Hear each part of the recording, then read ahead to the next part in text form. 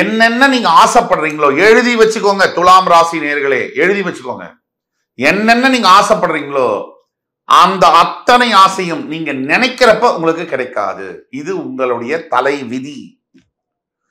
எல்லாம் முடிஞ்சு நீங்க ஒரு பைக் ஓட்டணும்னு ஆசைப்பட்டிருப்பீங்க 25 வயசுல.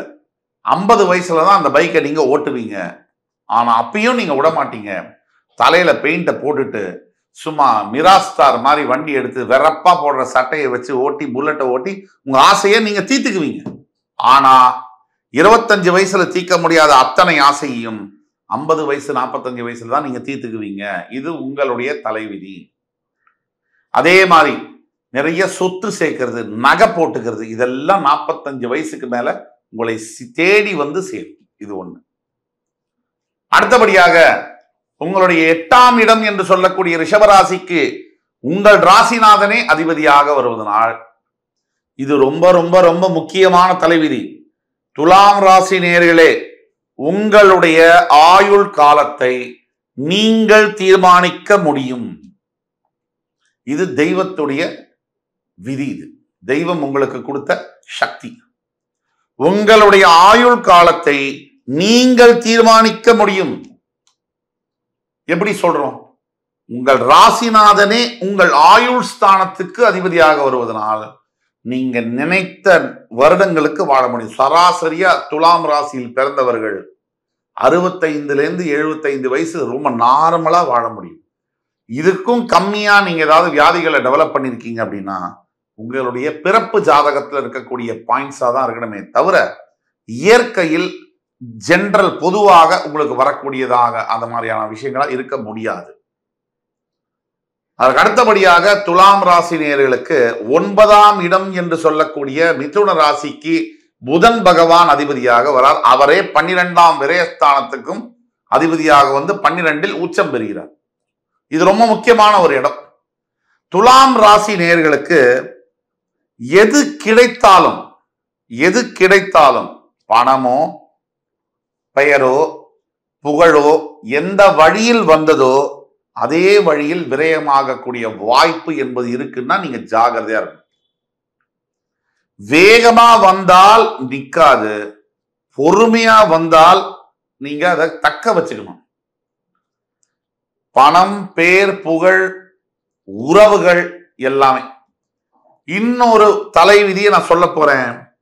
துலாம் ராசி நேயர்கள் யாராக இருந்தாலும் சரி, உங்க மனசுக்கு திருப்தி அடைகிற மாதிரி நல்லா எழுதி வச்சுங்க. உங்க மனசுக்கு திருப்தி அடைகிற மாதிரி ஒரு பெண்ணை நீங்கள் சந்திக்கவே முடியாது. பல தடவை நீங்க பல பெண்களை சந்திச்சாலும் இவங்க தான் என் மனசுக்கு நிம்மதியா தரப்போறாங்க, இவங்க தான் என்னுடைய வாழ்க்கை துணை நீங்க நினைச்சாலும் ஒரு சில காலத்திற்கு பிறகு ஒரு 2-3 வருஷம் இல்ல 2 மாசம் 3 மாசம் கூட டக்குன்னு உங்களுக்கு அவங்களுடைய உண்மை ரூபம் தெரிய வரும்பொழுது உங்கள் மனம் மிகப்பெரிய அளவில் காயப்படும் என்பது உங்களுடைய தலைவிதி. இதுவே பெண்களுக்கும் அப்படியே மாத்திக்கோங்க. ஆக யாரை நீங்கள் ரொம்ப நம்புறீங்களோ, யார் மேல நீங்க ரொம்ப பாசமும் அன்பும் வைக்கிறீர்களோ அவங்க எல்லாம் உங்க நெஞ்சில எட்டி உதைப்பாங்க. இது உண்மை. எல்லோருக்கும் உதவி செய்வீங்க.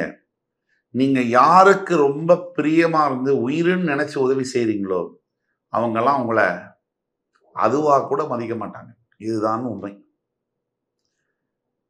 தவிர இன்னொரு முக்கிய விதி இருக்கு.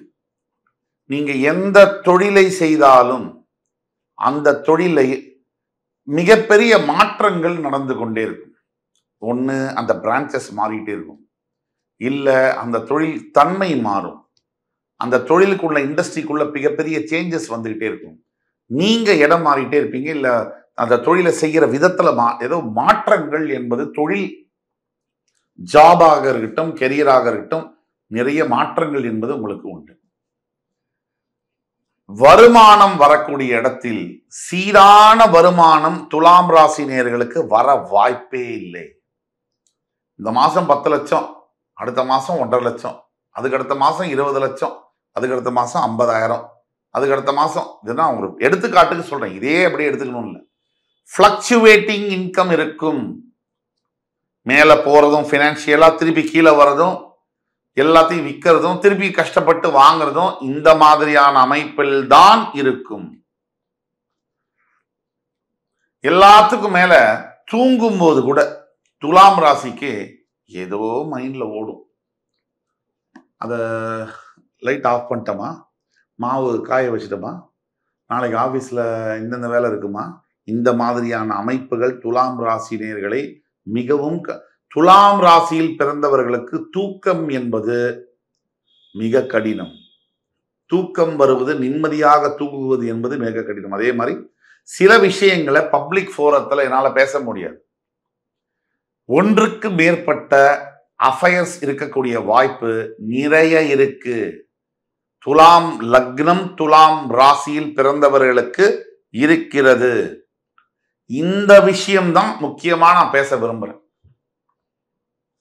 இது எப்படி ஆரம்பிக்கும் அப்படின்னா, தர்மத்திற்கு பேர் போனவர்கள் நீங்கள். உங்க ரத்தத்திலே தர்மம் இருக்கும்.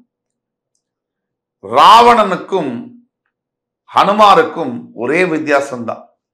பக்தி அப்படின்னு எடுத்தோம்னா, ரெண்டு பேரையும் ரெண்டு தராசுல உட்கார வச்சா ராவணனோட தராசு தான் கீழே போகும், ஹனுமான் மேல போயிடுவார். ராவணன் தான் வெயிட், பக்தி அதிகம். ஆனா தர்மத்துடன் சேர்ந்த பக்தி அப்படின்னு பார்த்தோம்னா ஹனுமான் கீழே போவாரு, ராவணன் மேல போயிடுவார். அதனாலதான் ஹனுமான் ஜெயிக்கிறார். அந்த தர்மத்தை, அப்படிப்பட்ட தர்மம் தலை காக்கும் அப்படின்னு சொல்லக்கூடிய தர்மத்தை காப்பவர்கள், தர்மத்தின் தலைவர்களான துலாம் ராசி நேயர்களே, நல்லா புரிஞ்சுக்குங்க. இப்ப சொல்ல போற பாயிண்ட் ரொம்ப ரொம்ப முக்கியமான பாயிண்ட். என்ன கோபிச்சுக்கிட்டாலும் சரி, நம்ம ஊர்ல நிறைய புல்லுருவிகள், தற்குருவி எல்லா ஊர்லயும் இருப்பாங்க.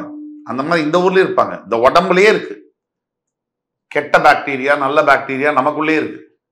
நம்ம எண்ணங்கள் மனசுல இருக்கு. நல்ல எண்ணங்கள், கெட்ட எண்ணங்கள், அப்படி கமெண்ட்ஸ்ல போடுற சில முட்டாள்களும் இருப்பாங்க. ஆனால் நான் சொல்வது என்னன்னா,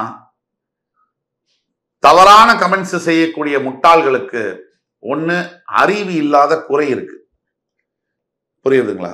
ஏன்னா எல்லாமே நெகட்டிவா சொல்றீங்களே அப்படின்னு ஒரு கமெண்ட்ஸ், எல்லாமே பாசிட்டிவா சொல்றீங்களே அப்படின்னு ஒரு கமெண்ட்ஸ். எங்களுக்கு ஒரே பிரச்சனையா இருக்கு, நீங்க சொல்றது எதுவுமே நடக்கல, எல்லாமே பாசிட்டிவா சொல்றீங்க, எல்லாமே நெகட்டிவா நடக்குது, எல்லாமே நெகட்டிவா சொல்றீங்க, எல்லாமே பாசிட்டிவா சொல்லுங்க அப்படின்னு. ஒட்டு மொத்தத்துல எது எப்படி இருந்தாலும் இந்த உலகத்துல போற்றுபவர்களும் இருப்பார்கள், தூற்றுபவர்களும் இருப்பார்கள். இவங்க இருந்துகிட்டே தான் இருப்பாங்க. நாம நம்ம வேலையை மட்டும் செஞ்சுட்டு போறோம். இப்போ முக்கியமான விஷயம் நல்ல கூர்ந்து கவனிங்க. நீங்க பிறந்து வயசுக்கு வந்து உங்களுடைய வாழ்க்கைய நல்லபடியா ஒரு வேலை வாங்கி கல்யாணம் பண்ணி குழந்தை பெற்று போயிட்டு இருக்கு. கொஞ்சம் கூட உங்களுக்கு நிம்மதியா இருக்க விடாத விஷயம் என்னன்னா, நல்லா எல்லாம் போயிட்டு இருக்கும் போது சடனா ஒரு ரிலேஷன்ஷிப் வந்து வரும். அந்த ரிலேஷன்ஷிப் முதல்ல வரும்போது எக்ஸ்கியூஸ் மீ அப்படின்னு சொல்லிட்டு தான் உள்ள வரும். அது உள்ள வந்ததுக்கு பிறகு அது வந்து மெதுவா அப்படியே வந்து உங்க சாம்ராஜ்யம் மாதிரி கால் மேல கால் போட்டு உட்காந்து உங்க வாழ்க்கையவே தரமட்டமாக்கி நாசம் பண்ணிட்டு போயிடும். அசிங்கப்படுத்தி, அவமானப்படுத்தி, பணத்தெல்லாம் புடுங்கி, டென்ஷன் பண்ணி, பிள்ளைங்கள்டேந்து பிரிச்சு காலி பண்ணிடும். இதை நான் ஓப்பனா வெளிப்படையா சொல்றேன். எப்பவுமே துலாம் ராசிக்கு ஒரு டெம்டேஷன் என்பது இருக்கும்.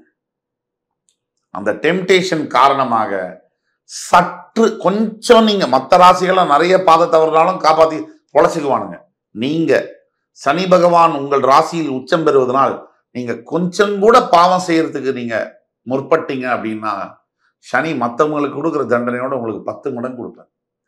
தயவு கூர்ந்து துலாம் ராசினியர்களை இருகரம் கூப்பி கேட்டுக்கொள்வது, இந்த கள்ள தொடர்புகள், இந்த 1+1 இந்த மாதிரியான அஃபயர்ஸ், இல்லிசிட் அஃபயர்ஸ், இல்ல ஃப்ரெண்ட்ஸா தான் இருக்கும், இது எதுவுமே வேண்டாம். உங்களுக்கு ஒத்து வராது.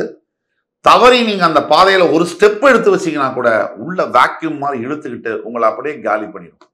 ஆக உங்களுடைய பிறப்புடைய ரகசியம் இது, ஆண்டவன் எழுதிய விதி இது. இதை ஞாபகத்தில் வைத்துக் கொள்ளுங்கள். உங்களுக்கென்று அழகான மனைவி, அழகான குடும்பம். அழகு என்பது பார்ப்பதில் இல்லை, அழகு என்பது நம்முடைய புரிதலில் இருக்கிறது, நம்ம நடத்தையில இருக்கு.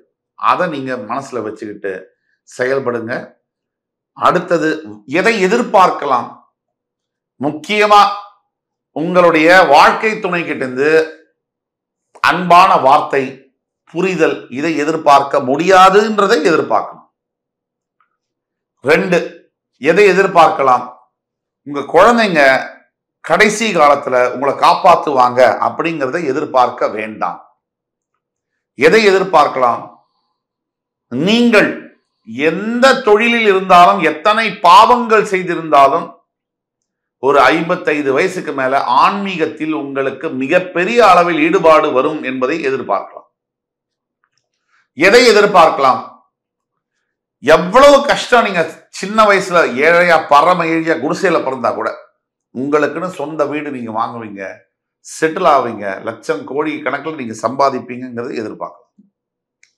எதை எதிர்பார்க்கலாம்? உங்களுக்கு வாழ்ந்ததுக்கான ஒரு திருப்தி இருக்கும், நிறைய அனுபவங்கள் இருக்கும், ரிச் எக்ஸ்பீரியன்ஸ் கிடைக்கும் வாழ்க்கையில. துலாம் ராசிக்கு இது ஆண்டவன் எழுதிய விதி. நிறைய அனுபவங்கள் கிடைக்கும்.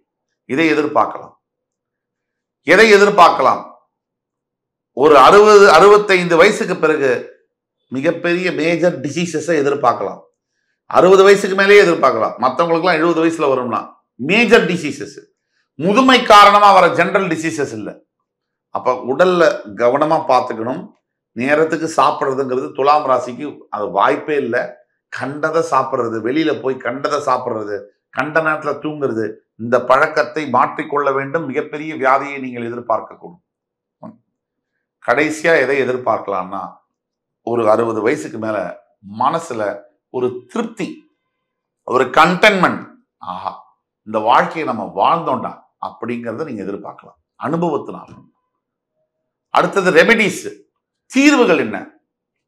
முதல் ரெமெடி, யார் துலாம் ராசியில் பிறந்திருந்தாலும் காரைக்காலில் இருக்கக்கூடிய, திருநள்ளாறில் இருக்கக்கூடிய ஸ்ரீ சனீஸ்வர பகவானை, தர்பாரண்யேஸ்வரரை தரிசித்து தான தர்மங்கள் அந்த கஷேத்திரத்துல பண்ணி நலத்தீர்த்தத்தில் குளிச்சு வர வேண்டும். வருஷத்துக்கு ஒரு முறையாவது திருநள்ளாறு செல்ல வேண்டும்.